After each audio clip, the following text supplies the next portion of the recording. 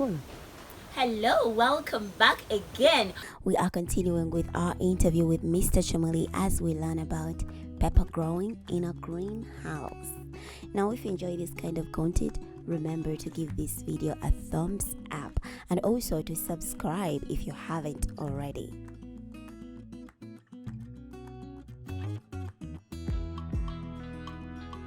In the course of this interview, I'll be putting for you some subtitles in case you are not a Luganda speaking person, so you can be able to follow the conversation anytime we use Luganda in the video.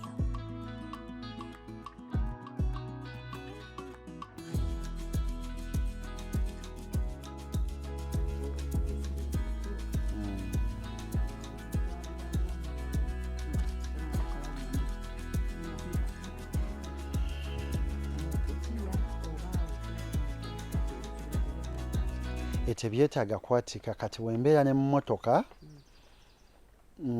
tubiteeka mu kutiya sometimes mbiwamu na mmotoka yange direct nantwale nakasera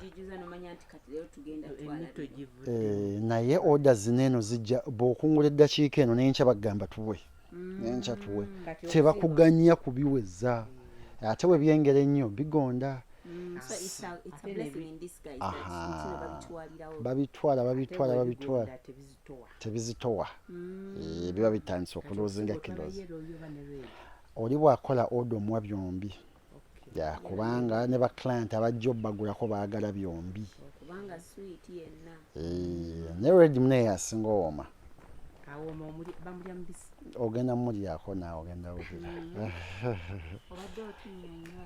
Yes, mbadde kikoze kitya brown side ya brown yabatenako yekikula kyakyo yenkula kati kitandise okwengera eri kyagala faana kirina brown ne red kati tekikyuka mulundi gumu nga tekirina damage kale ebeeremu ekyo mu nnaku bbiri kijja bakikyusa kyonna bikyuka mpolampola tekikyuka mulundi gumu nga olaba nti kino kiri kuva ku green to yellow kigenda va from brown to red ne byonna bitandika bya green then some can tend to brown before they go to red and I'm seeing that color ya maroon eba brown amakoola gano yes kakati maybe your process kanji bayisa nade njibagaba so wetumala okusimba okuva lw'osimbye paka lw'okungula kimala ennaku 9 gy'emyezi 3 gy'emyezi 3 gy'emyezi 3 kakati mu myezi egyo 3 tubeera tulabirira abagole baffe tubaliisa tubalabirira tujjako obutabi obuteetaagisa ettaka tuliriisa tuteeka ebigimusa mu ttanka waggulu tuteeka ebigimusa mu ttanka waggulu ebimu tubiteeka mu ttaka wano ne mu bbomo ne tufuuyiramuko amazzi agattanka ziri ze tulabe wabweru iyo process gye bayita bwe tuteekamu ebigimusa kye bayita fertigation mulimu amazzi obasumulireko balabe kaba basumulireko mulabe how the water drips. Do you have to obwekubiramu obutuli n'okulima oba already obuleeta nga kuliko obutuli bwawo and on 30 centimeters apart. Every plant has its distance apart. Plants like there are some that are 15 centimeters apart. Cucumber is actually like ogadawa bwegatonya.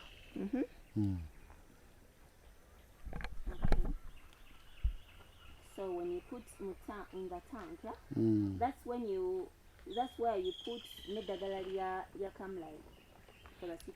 Tuteekamu ebigimusa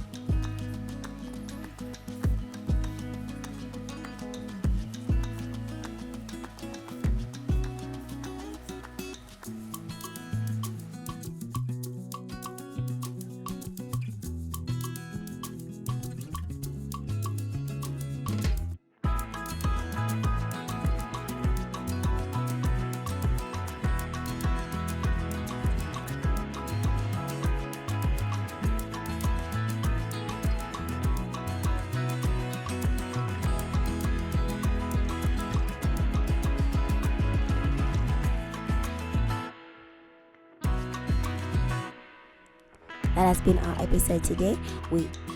I'll see you again next time as we continue with growing sweet pepper in a greenhouse.